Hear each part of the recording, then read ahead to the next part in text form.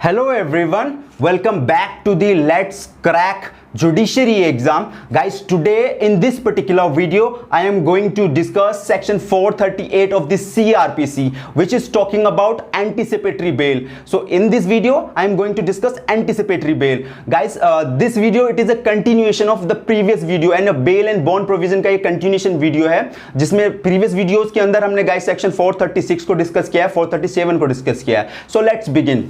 Guys, section 438 जो CRPC का है, वो direction for the grant of bail to person apprehending arrest की बात करता है. Apprehending means वो anticipation है, उस person को ऐसा लग रहा है कि वो arrest हो जाएगा, ठीक है. Anticipatory bail लिखा हुआ नहीं है, anticipation है, anticipatory bail बोलते हैं इसको, ठीक है. Anticipatory bail गाइज ये रेगुलर बेल नहीं है, ये स्पेसिफिक बेल है जो दी जाती है ऑनरेबल कोर्ट के द्वारा, ठीक है. एंटीसिपेटरी, जब एंटीसिपेटरी के वर्ड को जब आप समझोगे तो ये इसका एक एंटीसिपेशन जो उसका फेनेटिक है, वो एंटीसिपेशन फेनेटिक सिमिलरिटीज है इसके अंदर, ठीक है. सो आप देखोगे एंटीसिपेशन, उसको लग रहा है किसी पर्सन को कि वो अरेस्ट हो जाएगा. वो कौन से ऑफेंस होंगे जिसमें वो अरेस्ट होने की बात कर रहा है? वो नॉन बेलेबल ऑफेंस की बात कर रहा है. नॉन, ऑलवेज रिमेंबर कि वो नॉन बेलेबल ऑफेंस का अरेस्ट होने का उसका एक एंटीसिपेशन है, ठीक है. सो मैं सेक्शन रीड करता हूं guys. Where any person has reason to believe, बहुत स्ट्रॉन्ग रीजनेबल ग्राउंड है, उसको ऐसा बिलीव हो रहा है that he may be arrest, वो अरेस्ट हो सकता है on accusation of having committed non bailable offence. कैसा एक्यूजेशन लग रहा है उसके ऊपर, कैसा आरोप लग रहा है कि उसने क्या किया है? नॉन बेलेबल ऑफेंस कमिट किया है. he may apply to the high court or the court of session. तो गाइज वो देखो, उसको एक एंटीसिपेशन है, एंटीसिपेशन वर्ड आप समझ गए, उसको ऐसा लग रहा है, उसको मतलब ऐसी फीलिंग है कि वो नॉन बेलेबल ऑफेंस में उसको फंसाया जा सकता है या उसके ऊपर एक्यूजेशन लगाया जा रहा है. तो वो क्या कर सकता है गाइज? ऑनरेबल हाई कोर्ट के अंदर और कोर्ट ऑफ सेशन के अंदर एप्लीकेशन लगा सकता है बेल की, एंटीसिपेटरी बेल की, ठीक है. इन दोनों कोर्ट का साइमल्टेनियसली जुरिडिक्शन है, कंकरेंट जुरिडिक्शन है to granting a anticipatory bail, ठीक है.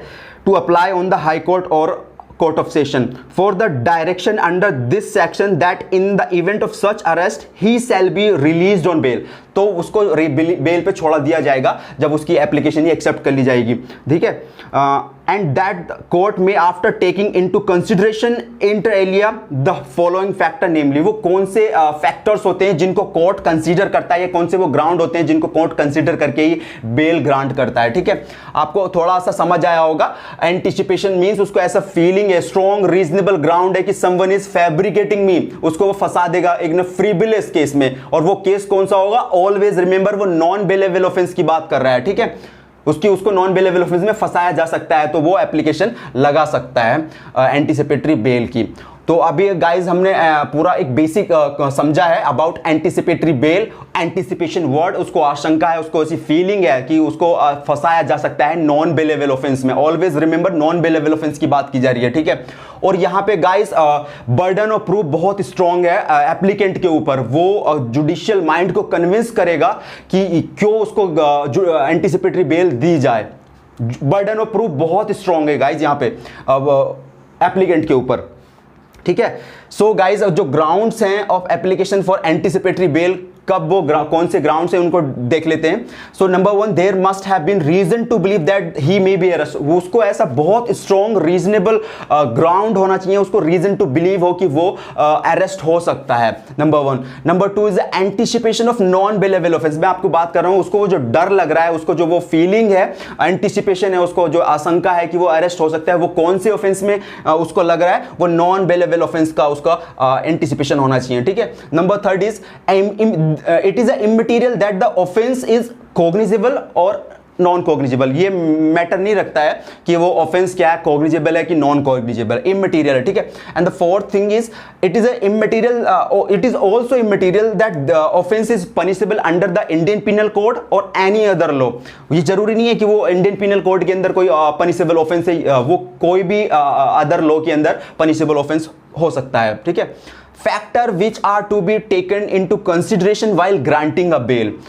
तो ऑनरेबल कोर्ट का वो कौन से फैक्टर को कंसीडर करता है to grant a bail, anticipatory bail को देते टाइम, ठीक है. सो वो nature and gravity of accusation देखेगा, वो नेचर क्या है उसका, जो एक्यूजेशन लग रहा है उसके ऊपर, पर्सन के ऊपर, तो वो उसका ग्रेविटी क्या है, उसका नेचर क्या है, कितना सीरियस ऑफेंस का उसके ऊपर एक्यूजेशन लग रहा है, वो कंसीडर करता है honourable court. And the antecedents of applicant, क्या उसका कुछ प्रीवियस रिकॉर्ड है, कुछ प्रीवियस उसने कहीं ऑफेंस तो नहीं किया, प्रीवियस करेक्टर कैसा था उसका, एंटीसीडेंट्स कैसे थे उसके, ठीक है, प्रीवियसली कहीं कोई उसने ऑफेंस तो कमिट नहीं किया होता, ठीक है। जो थर्ड पॉइंट है, मैंने वो थर्ड पॉइंट लिखा नहीं है, possibility to flee from justice, वो कहीं जस्टिस से भाग तो नहीं रहा है। And the fourth is whether the accusation has been made with the object of injury और ह्यूमिलेटिंग द एप्लीकेंट, किसी जो एप्लीकेंट है जिसने वो एप्लीकेशन लगाया है ऑनरेबल कोर्ट के अंदर, उसको किसी ने जानबूझ के डेलिबरेटली और ह्यूमिलेट करने के लिए, उसको उसकी इमेज को खराब करने के लिए तो नहीं वो एलिगेशन उसके ऊपर लगा दिया। तो all these factors which is considered bye honourable court, ठीक है। सो गाइज अभी हमने ग्राउंड्स देख लिए हैं एंटीसिपेटरी बेल के, 438 सेक्शन को समझ लिया है, और हमेशा याद रखना ऑनरेबल हाई कोर्ट और कोर्ट ऑफ सेशन में ही एप्लीकेशन लगाया जाता है बेल का, एंटीसिपेटरी बेल का, ठीक है। सो गाइज एक केस है विच इज वेरी इंपॉर्टेंट, सो हम उसको डिस्कस कर लेते हैं, union of India versus Padam Narayan. इस केस के अंदर ऑनरेबल सुप्रीम कोर्ट ने बोला था guys that supreme court held that only after arrest the order granting anticipatory bail becomes operative. जब वो पर्सन अरेस्ट हो जाएगा जिसने एप्लीकेशन मूव किया है ऑनरेबल कोर्ट के अंदर, वो पर्सन अरेस्ट हो जाएगा, तब वो एंटीसिपेटरी बेल का जो ऑर्डर है वो ऑपरेटिव होगा, ठीक है। सो वेरी इंपॉर्टेंट केसेस है, आप देख लेना, union of India versus Padam Narayan. Hope आपको ये एंटीसिपेटरी बेल का प्रोविजन समझ आया होगा सीआरपीसी के अंदर। 438 आप हमेशा याद रखना, एंटीसिपेशन वर्ड की बात करता है, एंटीसिपेशन मींस को लग रहा है, और ऑनरेबल हाई कोर्ट और कोर्ट ऑफ सेशन के पास साइमल्टेनियसली ज्यूरिडिक्शन है, और स्ट्रॉन्ग रीजनेबल ग्राउंड होना चाहिए, बर्डन ऑफ प्रूफ बहुत स्ट्रॉन्ग है एप्लीकेंट के ऊपर कि वो जुडिशियल माइंड को कन्विंस करे, ठीक है। सो नेक्स्ट वीडियो में मिलते हैं, थैंक यू।